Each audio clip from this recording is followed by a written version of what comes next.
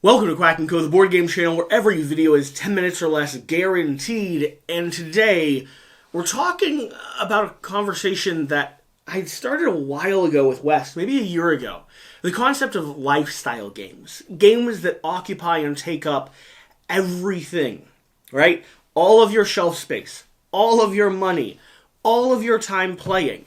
And games that are a scale or a size where it really only justifies one person having one lifestyle game. And maybe an argument could be made for a backup lifestyle game or switching for a season, maybe 6 months to a year. But the heart of the conversation, the heart of the argument is, how do you go and approach this hobby when so many games should be and could be classified as lifestyle games?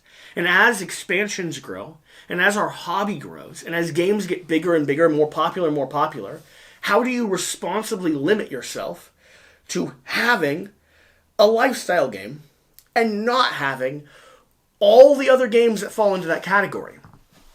Because I got a lot of games I want to play, a lot of games I should be playing, and I'm going to be honest, so many of them I think are lifestyle games. And I really have to start doing some self-reflection and self-examination as to, I've had this product, I've had this item for over a year. I've had some of these for years.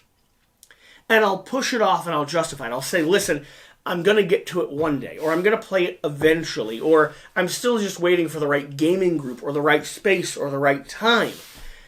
And I just carry them around. And many of these I have moved across the country with. And still not played where I was, not played where I moved to, and not played where I ended up.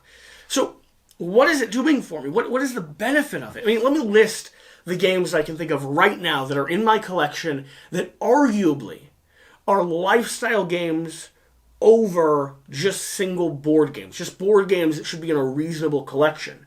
And I do have thoughts around this, and I'd love to hear from you. What are your lifestyle games? What is the game that defines your hobby, defines your collection? For me, it's Kingdom Death, obviously, right? All-consuming. Basically started this channel. The single greatest game I have ever played. It is zero for me. It is the ground floor. I have models, I have miniatures, I have liquidated my collection of Kingdom Death, the collectible resins, to pay for me to run this channel. I'm doing so currently. As we talk, I am selling stuff to keep everything afloat. Whoa! Whoa! I just got scared. A spam call from 254-428-7706, in case, you know. Do you get a lot of spam calls, by the way? Because I cannot stay. Okay, that just scared the snot out of me. Kingdom Death is ground floor for me, right? That's the lifestyle game that defines my collection. I'd love to hear what yours are, but thinking through the games that I have that could be or should be considered lifestyle games, we have Marvel United, we have Too Many Bones, we have Isofarian Guard, we have Madara, we have Kingdom Death, we have Marvel Champions, we have the Lord of the Rings, the card game, which I don't have a lot of, but I am starting to accumulate. We have Spirit Island with all the upgrades. We have Scythe, could be with all the upgrades. We have Assassin's Creed. We have just starting some Warhammer, but that's not overwhelming for me yet. I mean, and I'm sure I have another. I'm sure I have twice that amount. Oathsworn, right? I'm sure I have twice that amount around the house. A lot of these are big campaign games, but many of them, if you think through it, are also module games, like Too Many Bones and Marvel Champions and Marvel United are just games that take up a severe amount of space. I mean, CMON's motto for their Kickstarters is as follows. They want to sell you a lifetime worth of game in a single project. That's why they're so big. That's why they're so ostentatious. That's why they sell you everything plus the baby, right? You get the bucket, you get the pail, you get the water to fill it up, and the baby, all the bathwater. They sell you it all. And that's a lot. It's too much. Responsibly, people who are watching should only really back one CMON game, if that's going to be our argument. I mean, Zombicide, that's a lifestyle game. If you ever want to get through all the content, if you ever want to dive into and experience the game the way it's meant to be experienced by the publisher and by the designer, other than just spending your money, which is how the publisher and designer would like you to experience the game as well. But if you ever want to play the game, you don't really have space for it to be anything other than your darling. I mean, I have had for 2 years now a complete collection of Marvel Champions with a new subscription coming in every couple of weeks from Covenant. I have everything for it. Most of it is sleeved and organized. I'll be honest, a lot of the newer stuff isn't.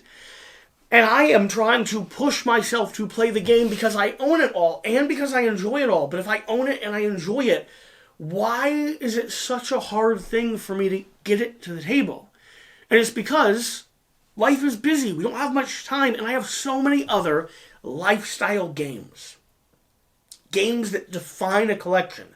I have so many of them that they start conflicting with each other. The reality is I should probably narrow my collection down to one for me, one for Shira, and then a backup for me and a backup for Shira. Maybe in a household of 2 gamers, 4 lifestyle games. That might look like, I mean, I can think through it. Like, Shira's been holding on to The Edge, Dawnfall, and the other game from Chip Theory Games, the big tower one with the MOBA style, the marching, the tower defense one, Cloudspire. She's been holding on to that for a year or more since I was ready to sell it because she wants to play it. But again, it's a lifestyle game. It's a game that defines a collection, and I can't get it to the table, and she can't get it to the table, and neither of us are ever going to play it. So what am I supposed to do? Do I narrow it down to Kingdom Death +1? I mean, for me, then it would be Kingdom Death and I think Marvel Champions. Everything else has to go. Maybe I get one more because I run a YouTube channel. Maybe I can argue it there. But even then, it's really hard to justify. Because the YouTube channel just makes it harder to make content for it. We've got more games to play. We've got more things showing up. How do you approach this? What is the responsible way to play and keep and love a lifestyle game without getting swallowed by the influx of all the other ones that exist? Might be one of the hardest things to do in our industry, I think. Okay, there are my thoughts. I'd love to hear what you think around this because it is going to be a defining part of the next season of my channel. What I keep, what I sell, what I play and put before you all. There's a big conversation here. And I've got probably a dozen games that are too big to justify. We'll see you later.